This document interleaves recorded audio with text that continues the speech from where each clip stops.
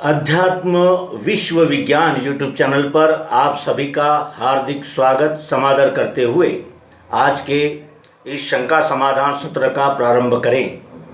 मित्रों, प्रश्न फेसबुक से आया है और फेसबुक पे वो ये चाहते थे कि बातों में ही समाधान हो जाए, लेकिन विषय गहरा है, गंभीर है और इसलिए उसका उत्तर इस स्वतंत्र एपिसोड के माध्यम से देने का हम प्रयास कर रहे हैं।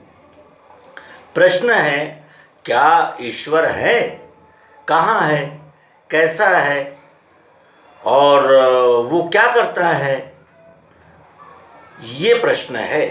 तो प्रश्न गहन है, गंभीर है और आवश्यक भी, क्योंकि जब तक हम ये नहीं जानते कि इस विश्व का कोई तो संचालक है या इस विश्व में किए गए कर्मों का हिसाब होता है, फल मिलता है और इस विश्व का एक ऐसा निज़ाम है कि जो यानी फल देता है, अपने कर्मों का प्रतिफल मिलता है, ये अगर हम नहीं जानेंगे तो हमारा संपूर्ण जीवन उच्छृंखल हो जाएगा।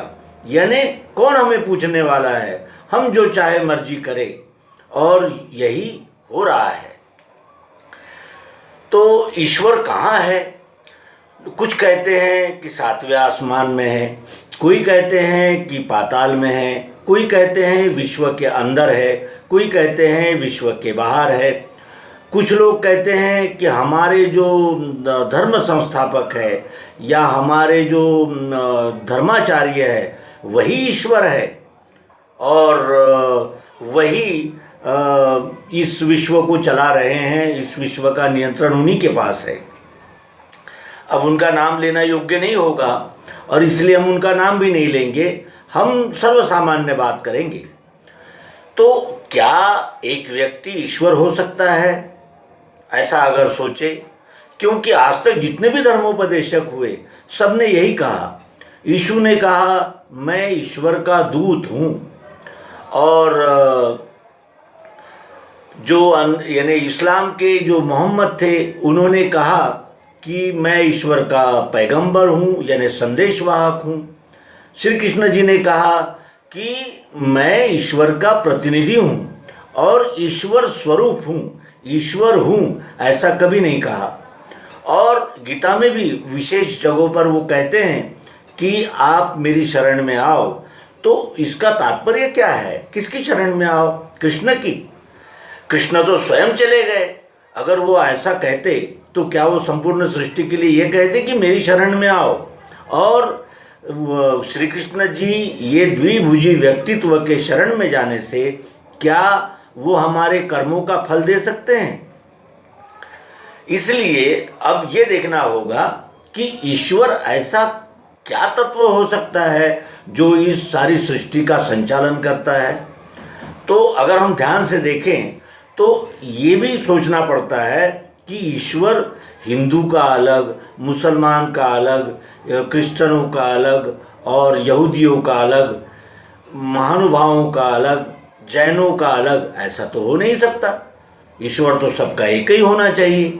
और हम भी देखते हैं कि जो जीव एक कुत्ते में है वैसा ही जीव हम में भी है, वैसा ही जीव कबूतर में भी है, वैसा ही जीव पेड़ पौधों में भी है। उसमें कोई भेदाभेद नहीं कर सकते। ये कुत्ते का आत्मा है, वो इंसान का आत्मा है, ऐसा भी हम नहीं कह सकते, क्योंकि वो यानी जिसे कहा जाएगा कि शक्ति है, एक प्रकार की ऊर्जा है वो आत्मा। लेकिन क्या केवल ऊर्जा ही कार्य कर सकती है? जैसे ये बल्ब जल रहे हैं हमारे स्टूडियो में, अगर बिजली न हो तो क्या ये बल्ब प्रकाशित कर सकेंगे? और अगर बल्ब है और बिजली नहीं है तो भी क्या हमें ये उजाला मिल सकेगा? नहीं। इसका अर्थ यह है कि उजाले के लिए बल्ब भी चाहिए और बिजली भी चाहिए, और बिजली और बल्ब जब इनका संयोग होता है तभी उजाला होता है। ये हम प्रत्यक्ष यथार्थ रीति से समझ सकते हैं। अब देखें बल्ब क्या है। बल्ब है जो ठोस है, जिसको हम छू सकते हैं, देख सकते हैं। तो ऐसा ही विश्व के इस परिप्रेक्ष्य में भी हमें ठोस दिखता है, जिसको हम देख सकते हैं, छू सकते हैं, जान सकते हैं, समझ सकते हैं। ऐसा क्या क्या है?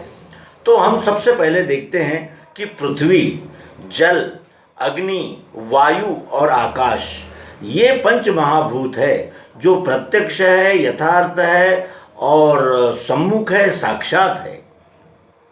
पृथ्वी है जो एक बीज जब हम बोते हैं तो वो हजारों बीज देती है, यानी एक बीज बोने पर हजारों बीज वापस लौटाती है, वो है पृथ्वी। जल है तो जल हमारा जीवन है। हम जब उस जल को पीते हैं तभी हमारा जो सर्कुलेशन है वो व्यवस्थित रहता है, बगैर जल के हम जी नहीं सकते। हम ही क्या, इस विश्व के पेड़ पौधे से लेकर कीड़े मकोड़े तक और यानी हाथी से लेकर मनुष्य तक, यानी उद्भिज, स्वेदज, अंडज और जारज, इन चारों खानियों को जल की अत्यंत आवश्यकता है। जल के बगैर वो जी नहीं सकेंगे। उसके बाद अग्नि है जो ऊर्जा है। अगर इस शरीर की ऊर्जा कम हो जाती है तो क्या होता है, यानी ये शरीर जो है वो ठंडा पड़ने लगता है, इसकी सारी क्रियाएं मंद होने लगती है।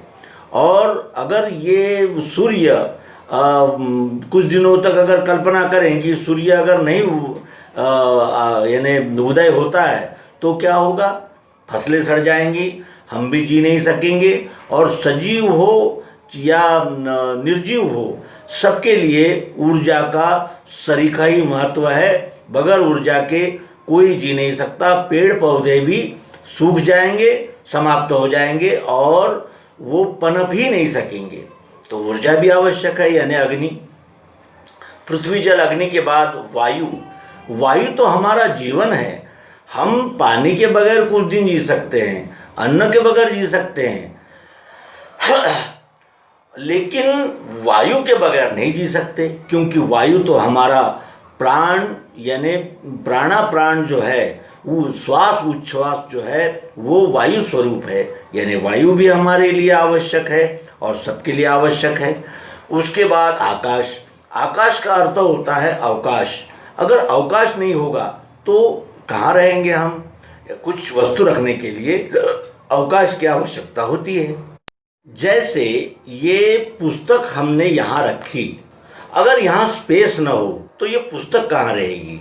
अगर इस तरह से अगर पूरा यानी दबा हुआ रहेगा, इस बीच में स्पेस नहीं रहेगी, तो कोई भी वस्तु नहीं रह सकती, वायु भी नहीं रह सकता।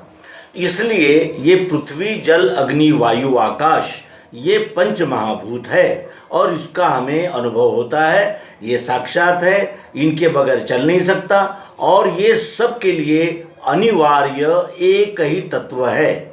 ये इसमें पंथ, संप्रदाय या फिर मत, विचारधारा, इनका कोई भी यानी इससे कोई भी यानी इसमें तब्दीली नहीं हो सकती, बदलाव नहीं हो सकता। सबके लिए, अमेरिका का रहने वाला हो, कनाडा का हो, भारत का हो, पाकिस्तान का हो, सबके लिए अनिवार्य एक ही तत्व ये पृथ्वी, जल, अग्नि, वायु, आकाश। ये ठोस है और इसको चालना कौन देता है? क्योंकि सुबह, दोपहर, शाम, ठंडी, गर्मी, बरसात, ये क्या है? यानी जन्म और प्रौढ़ावस्था और लयावस्था, ये क्या है? तो ये गति है। ये गति कैसे मिलती है? तो ये 3 गुणों से गति मिलती है, सत्वगुण, रजोगुण और तमोगुण। जिस तरह पृथ्वी, जल, अग्नि, वायु, आकाश ये प्रत्यक्ष दिखते हैं, वैसे ये प्रत्यक्ष नहीं दिखते, इनको देखना पड़ता है। प्रक्रिया करके, जो प्रक्रिया द्वारा कृति करके जो देखा जाता है उसे प्रकृति कहते हैं। और ये प्रकृति के 3 गति देने वाले एलिमेंट्स, तत्व है, सत्वगुण, रजोगुण और तमोगुण। तो सत्वगुण क्या है? सत्वगुण है जिसे कहा जाएगा कि उद्भव और स्थिरता और लय, इसके लिए हमारे यानी भारतीय तत्वज्ञान ने 3 ये खोजे हैं प्रतीक स्वरूप में, ब्रह्मा विष्णु महेश। ब्रह्मा रजोगुण, विष्णु सतोगुण और महेश तमोगुण का यानी प्रतिनिधित्व करते हैं, या उनको ब्रह्मा विष्णु महेश के नाम से हम सब जानते हैं। रजोगुण से उद्भव होता है, सत्वगुण से पोषण होता है और तमोगुण से लय होता है। इस तरह पृथ्वी, जल, अग्नि, वायु, आकाश, इन पंचमहाभूतों को चालना देने के लिए सत्वगुण, रजोगुण और तमोगुण, ये त्रिपुटीमय गति आवश्यक होती है। और इसको देखने के लिए हमें मन से इसका अनुभव लेना होता है, जो कि हम सर्वांग योग प्रयोग में प्रत्यक्ष देख चुके हैं, और उसको हम दोबारा भी इस प्रयोग में देख लेंगे। उसके बाद हमारे पास में ये तो हो गया ठोस, जैसे बिजली का प्रकाश मिलने के लिए बल्ब की आवश्यकता है, जो ठोस है, साकार है, वो ये पंचमहाभूत और ये 3 गति देने वाले गुण, पृथ्वी, जल, अग्नि, वायु, आकाश, सत्वगुण, रजोगुण, तमोगुण, ये पृथ्वी प्रकृति है। अब इसको चालना देने यानी ये तो हो गया गति, ये सतत रूपांतरण होने वाले एलिमेंट्स है। और लेकिन इसमें जो एक प्रकार की ऐसी एक यानी जैसे जुड़ाव है, एक दूसरे से ये सब जुड़े हुए हैं, इसका इसका क्या तात्पर्य है, कैसे जुड़े होंगे ये? तो ये जुड़े हैं अस्तित्व से है। किसी भी वस्तु का नाश नहीं हो सकता। हमने इस कागज को जला दिया तो इसकी राख हो जाएगी, रूपांतरण हो जाएगा, नष्ट नहीं हो सकता। इसका अर्थ यह है कि यह अस्तित्व है। और अस्तित्व कैसा है?